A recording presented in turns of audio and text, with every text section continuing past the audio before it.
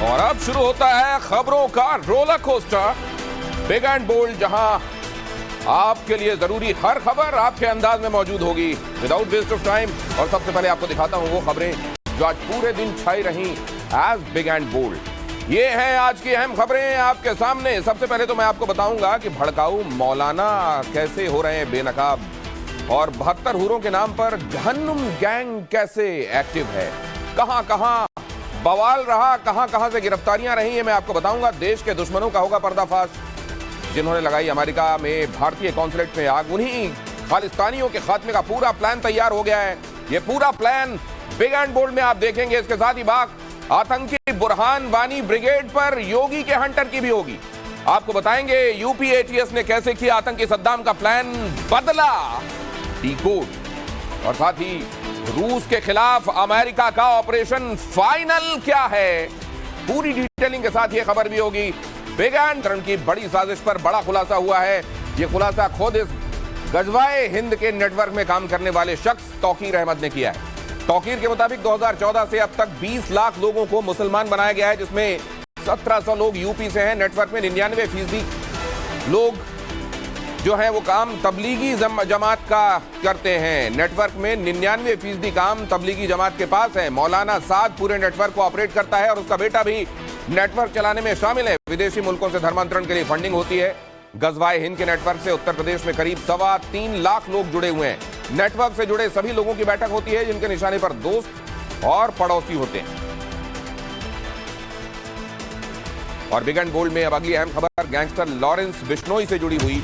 Lawrence Bishnoi को बठिंडा से दिल्ली लाए जाने की तैयारी की जा रही है। लॉरेंस को दिल्ली लाने के लिए स्पेशल टीम बनाई गई है। खबर है कि लॉरेंस को बुलेट प्रूफ गाड़ी में लाया जाएगा, क्योंकि लॉरेंस बिश्नोई को बम्बीहा गैंग से जान का खतरा है। ऐसे में उसे दिल्ली लाने के लिए पुलिस पूरी तरह से अलर्ट है। बठिंडा से दिल्ली लाते वक्त काफिले को रुकने की इजाजत भी नहीं होगी। दिल्ली में लॉरेंस बिश्नोई से सिंगर हनी सिंह को धमकी देने के मामले में पूछताछ की जाएगी।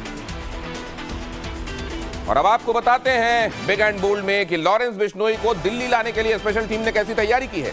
लॉरेंस के मूवमेंट के दौरान सबसे आगे रहेगी पायलट कार।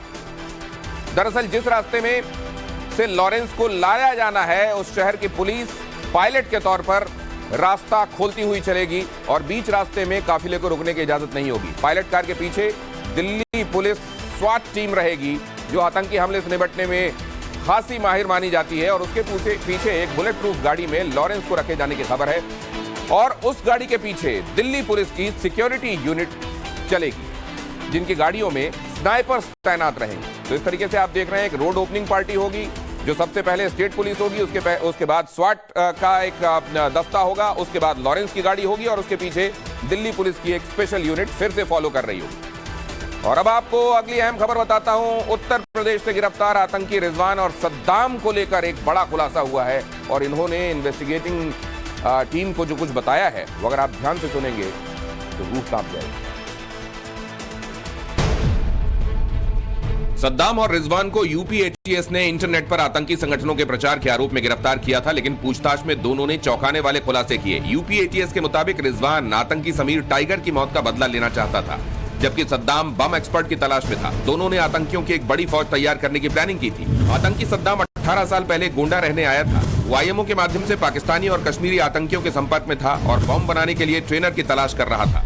सद्दाम अंसार गजवातुल हिंद और अलकायदा से प्रभावित था।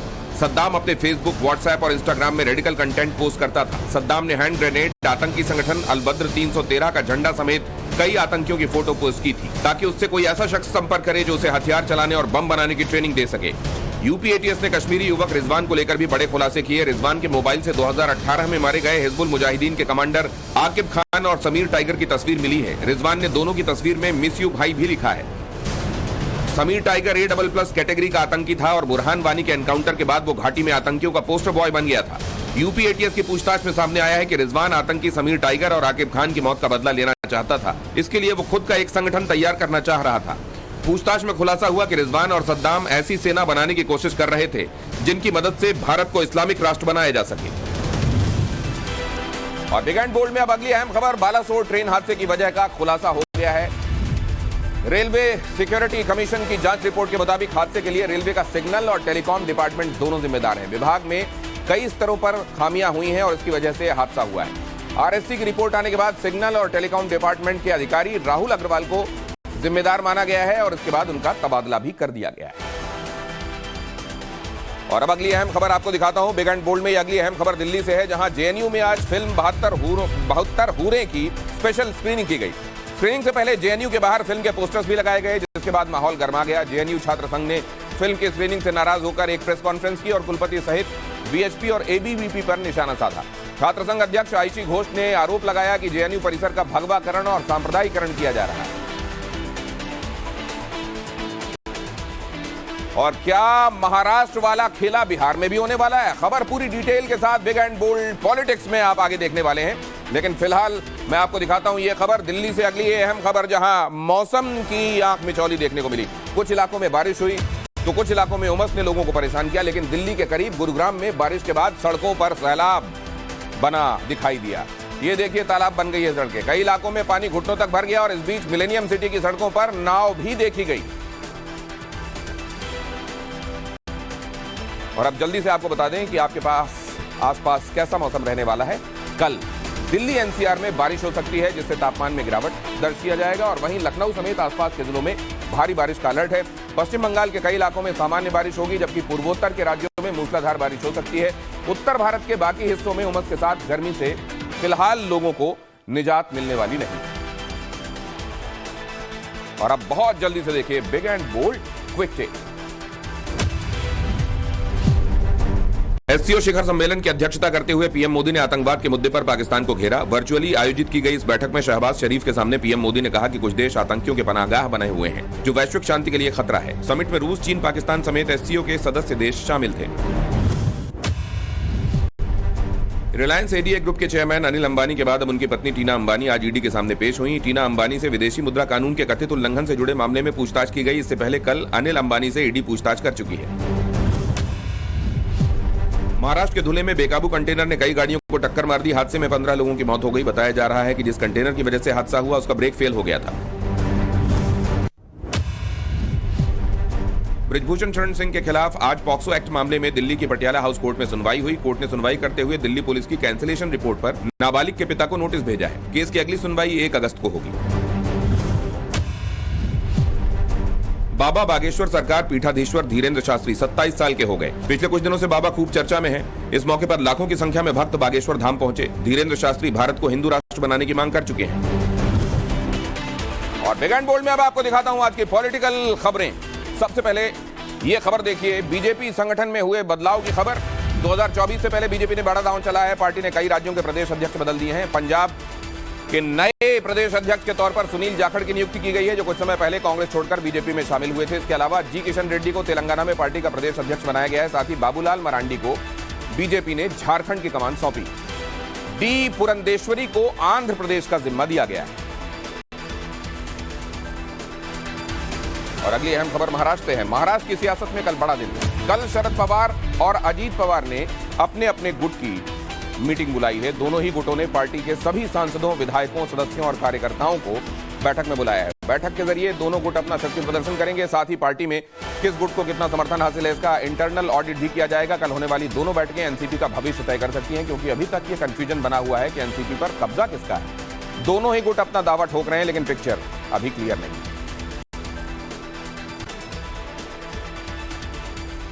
और बिग एंड बोल्ड में अब अगली अहम खबर की तरफ आपको लिए चल रहा हूं। बिहार के मुख्यमंत्री नीतीश कुमार ने राज्यसभा के उपसभापति हरिवंश नारायण सिंह से मुलाकात की है। ये बहुत अहम मुलाकात मानी जा रही है। दोनों की सीक्रेट मीटिंग करीब 1 घंटे तक चली। एक दिन पहले ही जमीन के बदले नौकरी के मामले में सीबीआई ने लालू परिवार के खिलाफ चार्जशीट दाखिल की थी। ऐसे में नीतीश कुमार और हरिवंश नारायण सिंह की इस मुलाकात की सियासी गलियारों में खासी चर्चा हो रही है। महाराष्ट्र के सियासी घटनाक्रम के बाद इस मुलाकात के कई मायने निकाले जा रहे हैं। हरिवंश नारायण सिंह को प्रधानमंत्री मोदी और नीतीश कुमार दोनों का करीबी माना जाता है। ऐसे में चर्चा यह भी है कि वो मैसेंजर की तरह काम कर सकते हैं। और अब ये देखिए, जाहिर है कुछ लोग सोच रहे होंगे कि क्या ये मीटिंग एक बार फिर से नीतीश को अपना दिमाग बदलने के लिए मजबूर तो नहीं कर देगी, लेकिन सर तेजस्वी के लिए मुश्किलें बढ़ती जा रही हैं। मामला क्या है, इस खबर में। लैंड फॉर जॉब स्कैम मामले में बिहार में जमकर राजनीति शुरू हो गई है। तेजस्वी यादव पर सीबीआई की ओर से आरोप पत्र दाखिल किया गया तो बीजेपी नेता सुशील मोदी ने तेजस्वी यादव का इस्तीफा मांग लिया, जिसके बाद कांग्रेस और जेडीयू ने बीजेपी पर सेंट्रल एजेंसियों के दुरुपयोग का ठीकरा फोड़ दिया। जेडीयू के राष्ट्रीय अध्यक्ष ललन सिंह ने कहा बीजेपी ने जानबूझकर तेजस्वी यादव को इसमें घसीटा है। बीजेपी विपक्षी एकता से बौखलाई हुई है, इसीलिए ये सब कर रही है। वहीं आरजेडी ने भी इसे बीजेपी की साजिश करार दिया। आरजेडी के राष्ट्रीय उपाध्यक्ष शिवानंद तिवारी ने कहा कि जो विरोध में रहता है उसी पर सीबीआई की कार्रवाई होती है। चुनाव सामने है, इसलिए बीजेपी के पास अब एक ही सहारा है। सीबीआई की चार्जशीट के बाद सबसे ज्यादा मुसीबत में लालू यादव का परिवार है, जिसके बाद आरजेडी मुखिया फिर से पुराने अवतार में नजर आ रहे हैं। इस बार उन्होंने सीधा पीएम मोदी को चैलेंज दे डाला। लालू यादव ने कहा, यहां महाराष्ट्र को दोहराने का सपना धारा का धारा रह जाएगा। हमारे सांसदों विधायकों को तोड़ने की चर्चा हो रही है। उन लोगों को पता नहीं है कि बिहार में उड़ती चिड़िया को भी हल्दी लगता है। बिहार टूटने झुकने वाला नहीं है। तो उड़ती चिड़िया के पंख गिनने से लेकर मामला उड़ती चिड़िया को हल्दी लगाने तक पहुंच गया है। बिग एंड बोल्ड में मध्य प्रदेश ने रूस की तबाही का फुल प्रूफ प्लान रेडी कर लिया है। क्या है वो मेगा प्लान, आपको बताएंगे बिग एंड बोल्ड इंटरनेशनल में। लेकिन उससे पहले ये अहम खबरें big and bold political quick take में। दिल्ली में प्रधानमंत्री नरेंद्र मोदी से मुलाकात के बाद सीएम पुष्कर सिंह धामी ने कहा कि उत्तराखंड में यूसीसी लागू करने में देरी नहीं करेंगे। कमेटी अपना काम कर रही है। और इससे पहले धामी ने गृहमंत्री अमित शाह से मुलाकात भी की। सुप्रीम कोर्ट ने दिल्ली विद्युत नियामक आयोग के नए अध्यक्ष की शपथ पर अगली सुनवाई तक रोक लगा दी है। दिल्ली सरकार ने डीईआरसी चेयरमैन के तौर पर जस्टिस उमेश कुमार की नियुक्ति को चुनौती दी है। दलील में केंद्र सरकार के रवैये को मनमाना बताया गया है। सुप्रीम कोर्ट ने केंद्र सरकार और उपराज्यपाल को नोटिस जारी कर अगली सुनवाई के लिए 11 जुलाई की तारीख तय की है। कांग्रेस अध्यक्ष मल्लिकार्जुन खड़गे ने कहा है कि मोदी सरकार के पास राजनीतिक दलों को तोड़ने के लिए समय है, लेकिन सेना में खाली पड़े अहम पदों को भरने का समय नहीं है। खड़गे ने राज्यसभा के हवाले से आंकड़े देते हुए यह भी बताया कि सशस्त्र बलों और केंद्रीय सशस्त्र पुलिस बलों में 2 लाख से ज्यादा पद खाली पड़े हैं। और अब big and bold special. Mafia Mukhtar Ansari और उसकी पत्नी आफशां अंसारी पर आज पंजाब के मुख्यमंत्री ने बहुत बड़ा खुलासा किया है।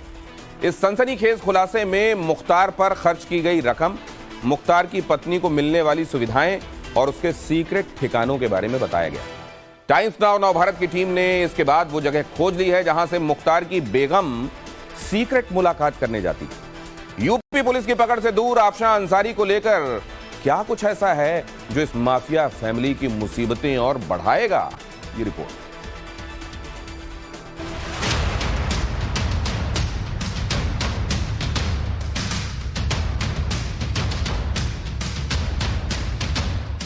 मर्डर केस में उम्र कैद, 3 केस में 10 साल की सजा, 1 केस में 7 साल की जेल, 1 केस में 5 साल की जेल। ये मुख्तार अंसारी के गुनाहों की 6 किस्तें हैं। एक और केस में मुख्तार का नपना तय हो गया है। जिस एम्बुलेंस में बैठकर मुख्तार अंसारी पंजाब की जेल से कोर्ट पहुंचता था, वही एम्बुलेंस इस माफिया की मुसीबतों का सायरन बजा रही है। यूपी की बाराबंकी कोर्ट में मुख्तार अंसारी के खिलाफ एम्बुलेंस केस में ट्रायल की सुनवाई शुरू हो गई है। मुख्तार पर धारा 420, 419, 467 और 471 में आरोप तय किए गए हैं। इनमें से 420 और 467 ऐसी धाराएं हैं जिसके तहत मुख्तार को 7 साल से लेकर उम्र कैद तक हो सकती है। मुख्तार के खिलाफ एम्बुलेंस केस में मुसीबत एक तरफा नहीं है, बल्कि यूपी टू पंजाब बड़ी हलचल हो रही है। यूपी की कोर्ट में उसे सजा सुनाई जाएगी, जबकि पंजाब में उसे लेकर जांच जारी है। ਉਹਦੀ ਸੇਵਾ ਚੱਲ ਰਹੀ ਸੀ, ਉਹਦੀ ਵਾਈਫ ਆ ਕੇ 2-2 ਮਹੀਨੇ ਇੱਥੇ ਰਹਿੰਦੀ ਸੀ, ਜੇਲ੍ਹ ਦੇ ਮਗਲੇ ਪਾਸੇ ਕੋਠੀ ਲੈ ਲਈ ਸੀ।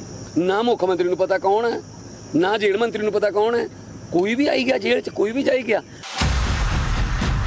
याद करिए वो दिन जब माफिया मुख्तार पंजाब की रोपड़ जेल में बंद था। तब 24 जनवरी 2019 से लेकर 6 अप्रैल 2021 तक मुख्तार के दिन जिस तरह कटे, उसे मौजूदा पंजाब सरकार जेल नहीं बल्कि मौज मानती है। और इसके लिए उस पर लाखों रुपए खर्च कर दिए गए, जिनमें से 55 लाख रुपए महज वकीलों की फीस थी।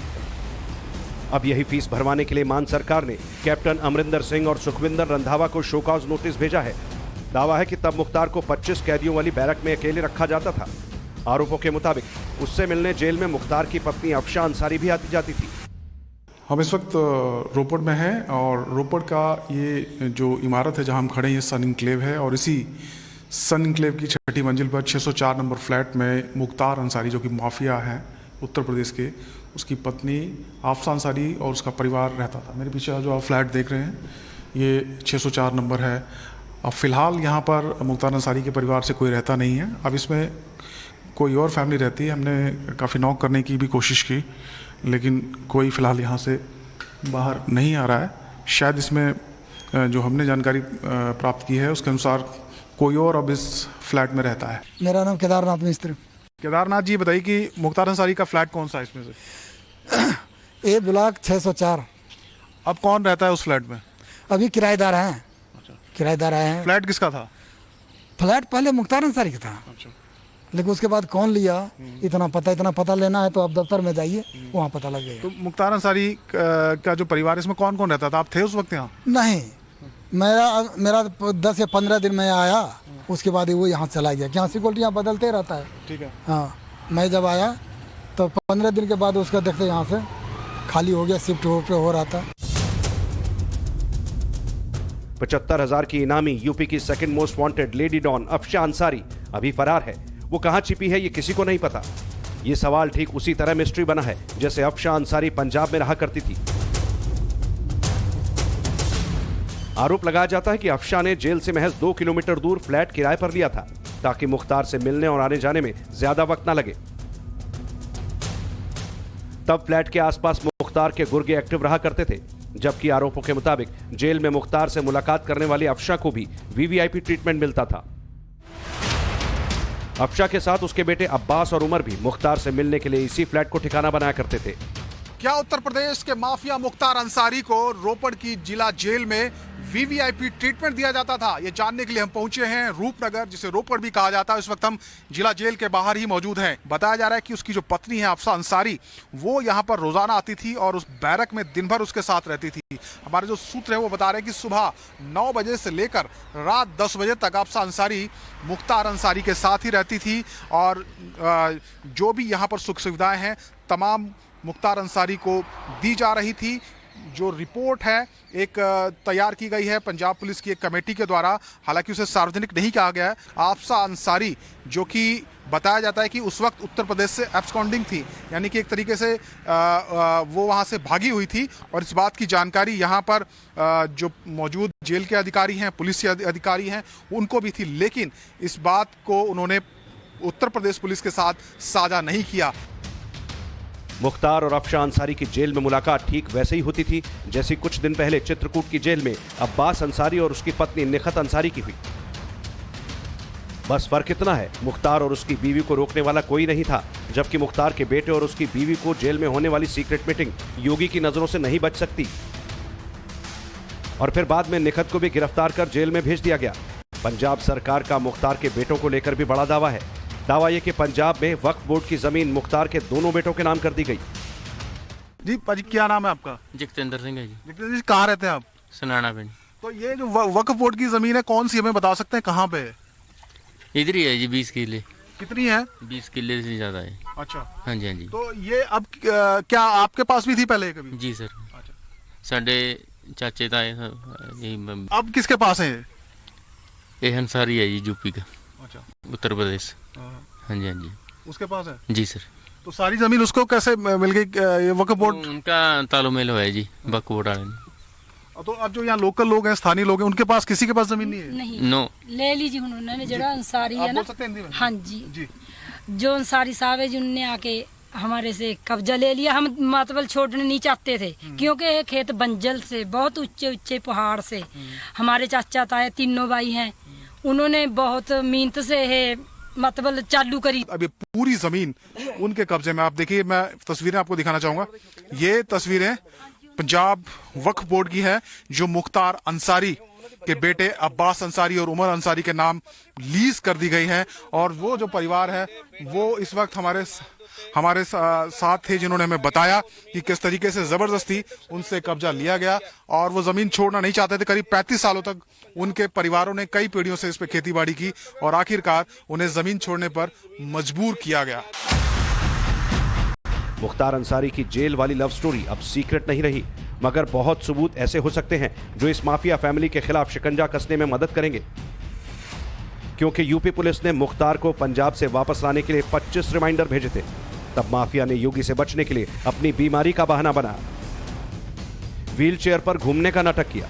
मगर यूपी सरकार ने सुप्रीम कोर्ट के जरिए मुख्तार के खिलाफ बहुत बड़ी जीत हासिल की और इसी के बाद पंजाब सरकार के जेल मंत्री ने विधानसभा में बहुत बड़ा खुलासा किया था। 2 साल 3 महीने ਉਹਨੂੰ ਪੰਜਾਬ ਦੀ ਰੋਪੜ ਜੇਲ੍ਹ 'ਚ ਰੱਖਿਆ ਗਿਆ, ਜਿਸ ਬੈਰਕ ਦੇ ਵਿੱਚ 25 ਬੰਦੇ ਆਣੇ ਚਾਹੀਦੇ ਸੀ। ਹੀ ਵਾਸ ਗਿਵਨ ਅ ਵੀਆਈਪੀ ਟ੍ਰੀਟਮੈਂਟ। ਉਸ ਦੀ ਵਾਈਫ ਉਸ ਜੇਲ੍ਹ 'ਚ ਨਾਲ ਰਹਿੰਦੀ ਸੀ ਸਰ। ਸਰ ਇੱਥੇ ਨਹੀਂ ਰੁਕਦੀ ਗੱਲ ਸਰ, ਇੱਥੇ ਨਹੀਂ ਰੁਕਦੀ। ਹੁਣ 2 ਸਾਲ 3 ਮਹੀਨਿਆਂ ਚ ਹੁਣ ਕੀ ਫੋਨ ਯੂਜ਼ ਕੀਤੇ ਹੋਣਗੇ, ਕਿੰਨੇ ਗੈਂਗਸਟਰ ਪੈਦਾ ਕੀਤੇ ਹੋਣਗੇ। Note only this, then it also joins, then it also puts burden on, then it sir। Lady don Afshan Mukhtar Ansari के गैंग की मुखिया है और उसकी सबसे बड़ी राजदार भी। इसीलिए 1 साल से फरार अफशां अंसारी सरेंडर करने को तैयार नहीं। उसके खिलाफ यूपी पुलिस 3 बार इनामी राशि बढ़ा चुकी है। अफशां अंसारी पर गैंगस्टर एक्ट, डरा धमकाकर जमीन हड़पने, अवैध कारोबार समेत यूपी में 9 FIR दर्ज हैं। माफिया बेगम के खिलाफ लुकआउट नोटिस भी जारी किया जा चुका है। मगर यूपी पुलिस के लिए फरार और पंजाब की जेल में मुख्तार के साथ कई महीनों तक घूमने वाली अफशां पर अब योगी का खौफ तारी है। गाजीपुर के शामली लाइन और बबेड़ी इलाके की जमीन हड़पने के 2 मामलों में वो वांटेड है और तीसरा मामला मऊ का है जिसमें उस पर गैंगस्टर एक्ट लगा है।